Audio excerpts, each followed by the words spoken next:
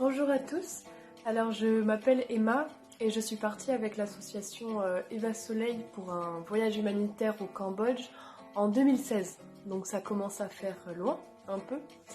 En tout cas, le séjour se déroulait à Samrong, dans un petit village, pas loin de Siem Reap.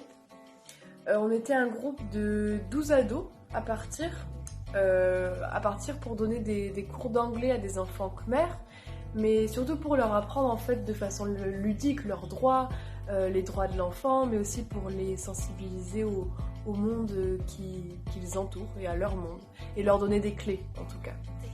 Mais cet apprentissage, il va pas seulement dans un sens. En allant là-bas, j'ai aussi beaucoup appris sur les populations locales, sur les modes de vie, sur les coutumes différentes des nôtres. Et donc voilà, ce voyage humanitaire, c'est avant tout un moment de partage où chacun donne un peu de soi. Donc avant le séjour, on a essayé de réunir pas mal de matériel, donc des jeux, des fournitures, des stylos, des ballons. On avait un partenariat avec l'école Green Lion qui fait appel à de nombreux bénévoles chaque année.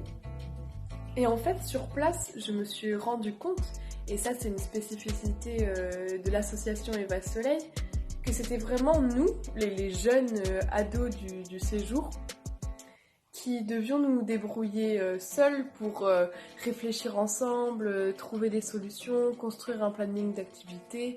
Les animateurs, ils étaient plus accompagnateurs, ils ne faisaient pas pour nous.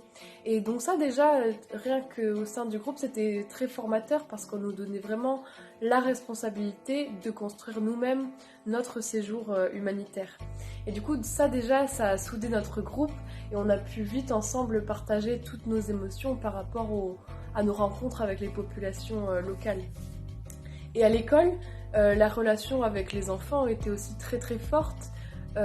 Pendant 2 semaines, on voyait les mêmes enfants en fait, donc on retenait rapidement leurs prénoms, leur visage, etc.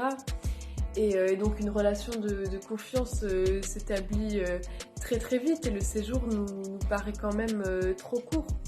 Les enfants par exemple nous apprenaient des mots en khmer, des jeux cambodgiens, et nous en échange on leur apprenait des mots en français ou en anglais. On leur laissait par exemple un ukulélé pour qu'ils essaient un nouvel instrument, et il y a vraiment un vrai échange qui se fait. Par exemple, à la fin du séjour, une fille du groupe a eu l'idée de prendre en photo chacun des enfants pour faire une exposition dans l'école, pour que chaque enfant ait sa propre photo et pour que chaque enfant ait conscience qu'il a une identité propre. Et ce qui m'a beaucoup marqué notamment, et on le voit dans les photos de l'exposition, c'est la bonne humeur et le sourire des Cambodgiens qu'on a rencontrés. Et donc voilà, avec ce séjour, je me suis rendu compte que c'est quand même important de se déplacer pour aller à la rencontre de populations qu'on ne côtoie pas d'habitude dans la vie de tous les jours, nous Français occidentaux. Et donc c'est ça, c'est ne pas voyager en simple touriste, mais plutôt vraiment en immersion dans la culture locale, mais avec beaucoup de respect et d'humilité, sans imposer nos coutumes européennes et occidentales à nous. Et comme ça, on peut apprendre beaucoup de l'autre à travers ces voyages humanitaires. Il y a une mixité sociale et culturelle qui se fait et qui nous construit à tous.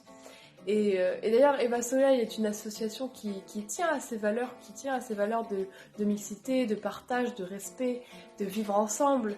Mais il faut quand même souligner que certains organismes aujourd'hui tombent, je crois, dans ce qu'on appelle le volontourisme, c'est-à-dire un humanitaire qui devient un business où on va à l'étranger comme un sauveur, sans même prendre en considération ce que les gens sur place peuvent nous apporter aussi à nous. Donc il faut essayer de construire une relation d'égalité et de confiance mutuelle.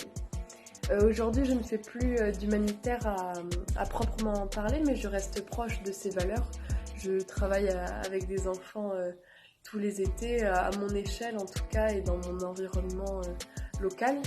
Mais j'espère retourner un jour au Cambodge et je n'oublie pas du tout les rencontres que j'ai faites là-bas.